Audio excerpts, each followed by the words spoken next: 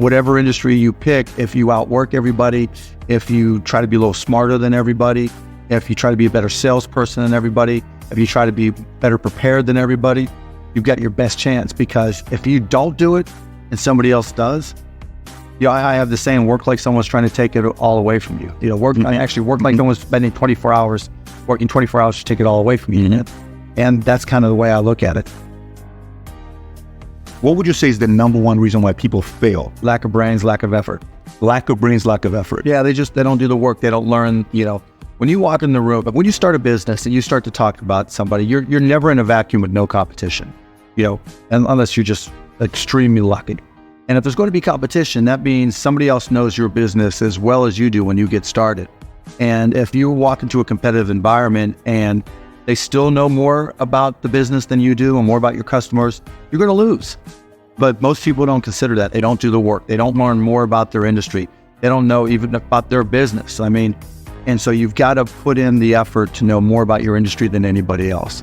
And that's the brains part, and that's the effort part as well.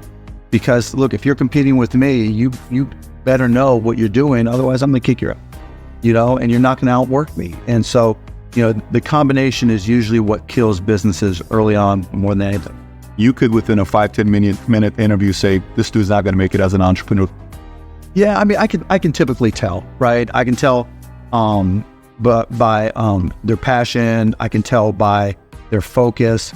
I can tell by their preparation. There's a whole realm of things in any business. Here's the business you're in, and here's 1,000 things that influence whether or not you'll be successful.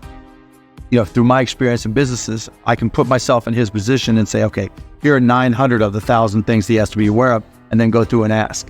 And by how many of those or her issues they've been able to address already, that kind of gives me a sense of how hard they're willing to work.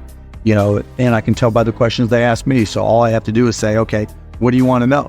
And, when they start saying, what should I do? They ask you. Yeah, and that's fine, right? And I want them to ask questions, but, people like to say, the only stupid questions are the ones you don't ask, and that's not right, right? Because the questions you ask tell whoever more about you than anything else you do. Because in particular, it tells me about your preparation. If you ask me questions about just basic things that you should have known and you should have down to a science, that's going to disqualify you almost more than anything. If you're not always learning, to this minute, if I'm not continuously learning, if I'm not just absorbing as much as I can absorb, someone else is going to kick my ass, right? So you talk about paranoia. The greatest source of your paranoia should be knowledge. If someone else knows more than you do, and if you're not learning, if you don't know how to learn, if you don't have a thirst for learning and acquiring information, you're SOL.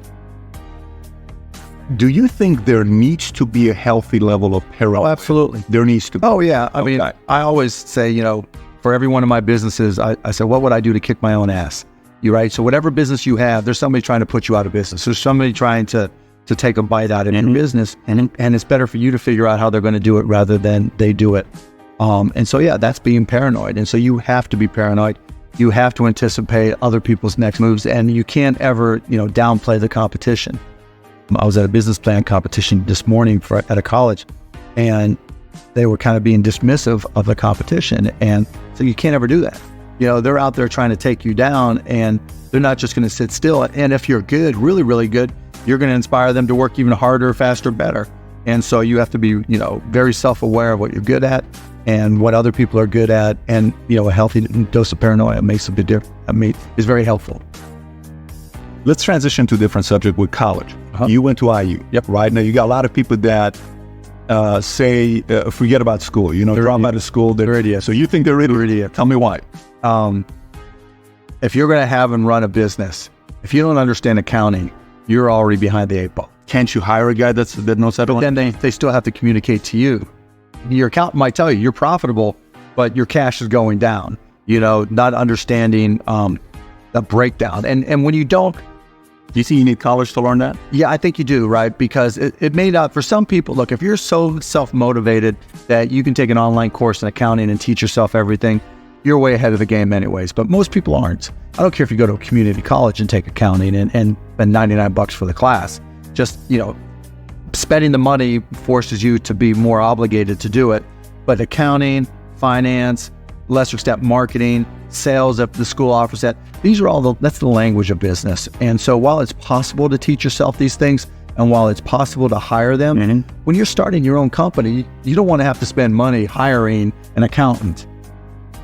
Well, let me tell you about, if you've gone through all these classes, I don't have to hire a lawyer to incorporate, right? You can probably figure out yourself.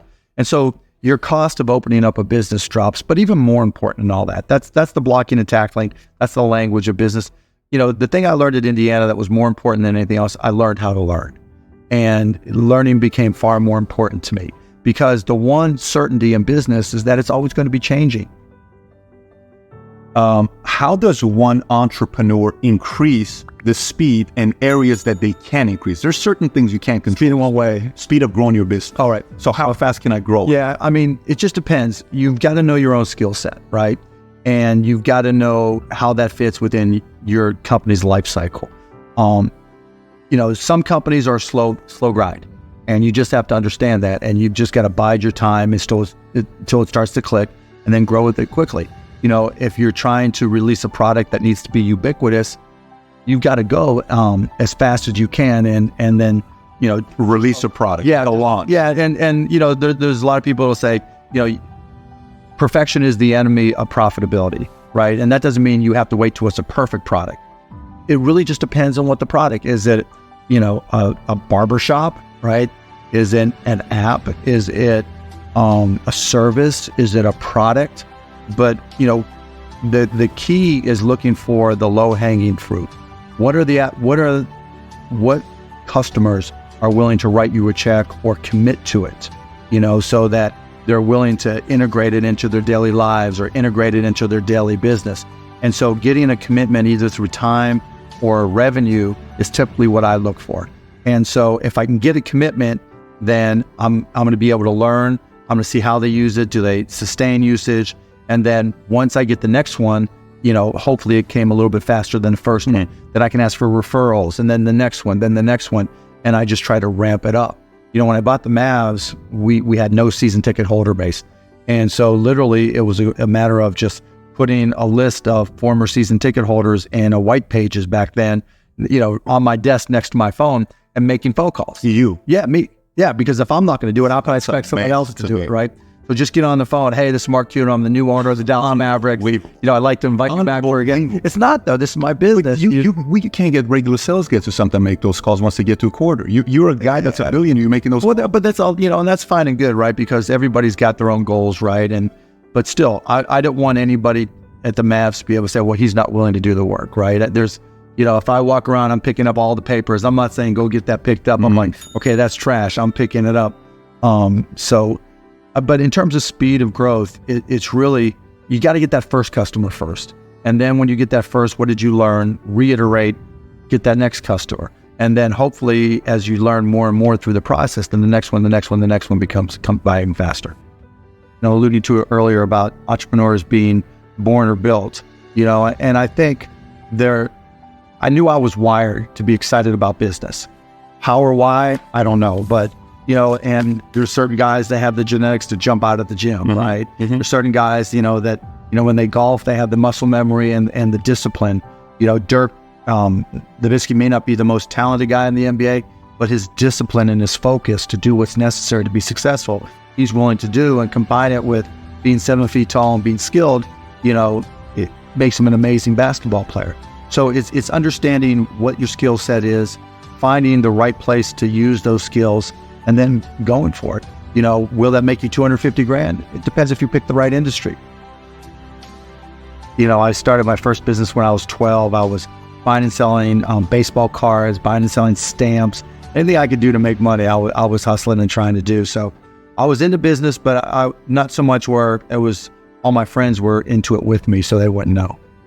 Baseball cards. Yeah, baseball cards, you name it. I mean, I grew up in Pittsburgh. And so I would, probably even less than 12 years old, I would go out and buy a bunch of baseball cards that I collected, and I would say, okay, you're guaranteed to have a Pittsburgh Pirate in this package. And I would charge 3 times as much, and I'd set up on this park bench down in the park down in Scott Township where I grew up, and I'd have these little sales, and it was great. I made money, and I mean, it was, you know, and I learned as much about business when I was 9, 10, and 12 as I learned any other time.